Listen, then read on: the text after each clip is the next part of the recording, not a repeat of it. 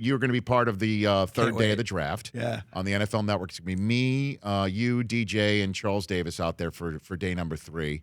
Night 1. Okay. Do you know a single person at all in the NFL who thinks Kyler Murray is not going number 1 overall to the Arizona Cardinals? I do not. I had one person at the league meetings who is not a NFL employee, but is pretty connected in things. Okay. Pulled me aside and said, "You've been putting all your eggs in this Kyler Murray to Arizona basket.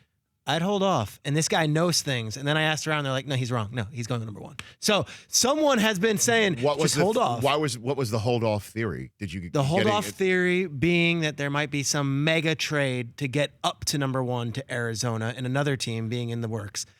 We have a former colleague who has 3 first-round picks, 4th, 24th, and 27th, and he's the general manager. That's the only team I could imagine that would have the draft capital to even have the Cardinals to consider it. But from everything I've heard, everyone I've spoken to, Kingsbury is in love with Kyler Murray, and there's a real relationship there. So, I mean, well, the relationship is what? That he recruited him, tried to get him to Texas Tech. They share an agent. I mean, am I Yeah, when he was a missing anything here, sophomore in high school, Kingsbury was recruiting him as if he was the next Joe Montana. Then again, when he's transferring from Texas A&M, Kingsbury went again and recruited him. Very close friends with the father, Kevin Murray, who's Kyler's dad and is this quarterback guru. Kingsbury has known Murray for close to 8 years.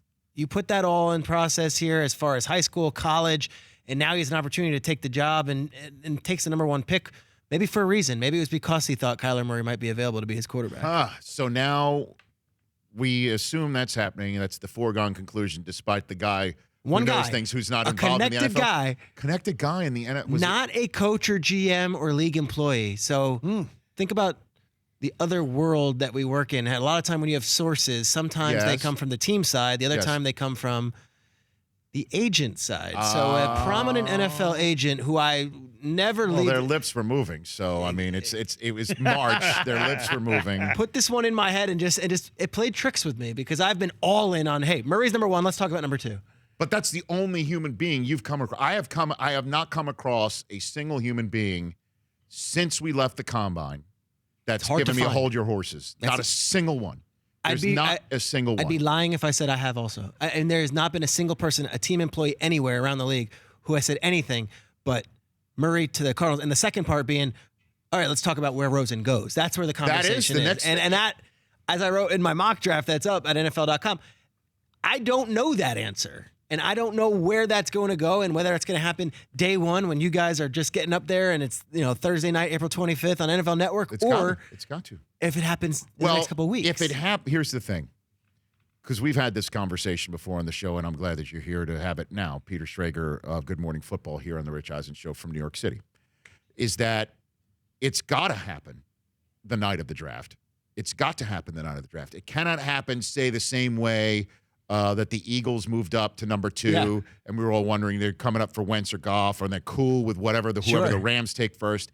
And it's not the same as getting up there, and it's knowing that you're trading for RG3, the famed Washington, giving Les Snead the entirety of his future earnings, right?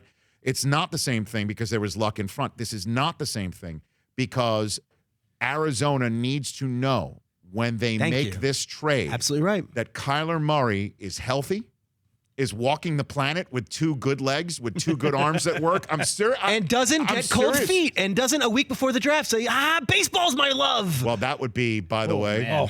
That's what I'm saying. That would make the AAF look like a miniseries, like a one-act play. Dude.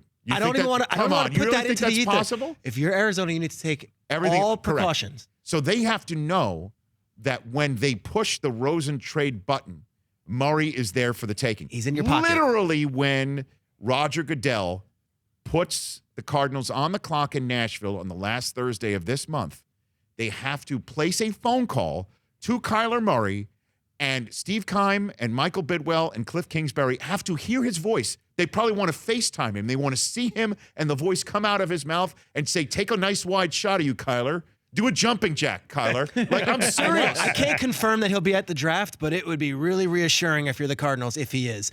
You see him in the human flesh. He's on TV. I'm serious. He's in a suit. He's going to the NFL, and he's healthy, and he's good. And if he starts saying maybe I'm going to be at home, like then you start get wishy-washy. Like, I want to know you're all in and you're healthy and you're good. Before we trade Josh Rosen. Because then you need to have that in your back pocket. Well, that's right. Keim is going to have it in his top right drawer, top left drawer, ready to pull out once they choose Kyler Murray, and then the trade will be announced as to where Josh Rosen goes because they need those draft picks that night or Friday night. They need to get that thing done on the spot. And right now, even if another team comes out right now and says, "I'll give you my one," they can't take it right now. Agreed. Because that would leave them with no quarterbacks if Kyler Murray decides to just say, "I'm not coming. Absolutely. I don't want to come," or whatever thing that's on. The number of times, Peter Schrager, Good Morning Football here on the show, the number of times, again, that we've gone through this process covering the draft that we would hear, again, this is my 15th draft I'm doing for the NFL Network. Coming up this 15. And the number of times that we would get grief for showing a player on the phone, because that tips the pick. Yeah, sure. The player, the player's about to go. So Roger Goodell is like, we're not going to show the players on the phone. And people are going to be like, well, why don't you show players on the phone? We want the phone. We want to see it. Give us a phone. We want phone. I want phone. And the answer is, and then the question invariably comes, is like, why must coaches call the player to say we're taking you? Why must they do that? Why is that necessary? And the answer I get back from every talent evaluator and coach and owner or general manager in this league is we need to know they're alive. Yeah. And they're not joking. Yeah. Like literally like Abe Vigoda on Letterman, come out, fog up a mirror. But doesn't that sound insane? But you have to. It's for real. You have to know the player that you are drafting is a functioning human being on the planet, and it's the same person you want to draft. And I don't want to go down a negative road here, but last year, the Josh Allen thing happened the morning of the draft. Laramie Tunzel's thing happened. Things happen at the draft. So Kyler Murray, everything that we know is all buttoned up. It's great. But you never want to trade without a backup plan, because when you mention trading up for Jared Goff, well, if Goff, something crazy happened, we'll take Wentz. If we trade up to get Robert Griffin, okay, well, something else happens. There's, all these other quarterbacks in this draft. If they are taking that first pick, it is Kyler Murray. They are not taking Haskins or Locke. Right. It is all in on Murray. So it has to be that guy. And there is no real backup plan. That's why you keep Rosen until then. The Rich Eisen Show, weekdays at noon Eastern on Audience.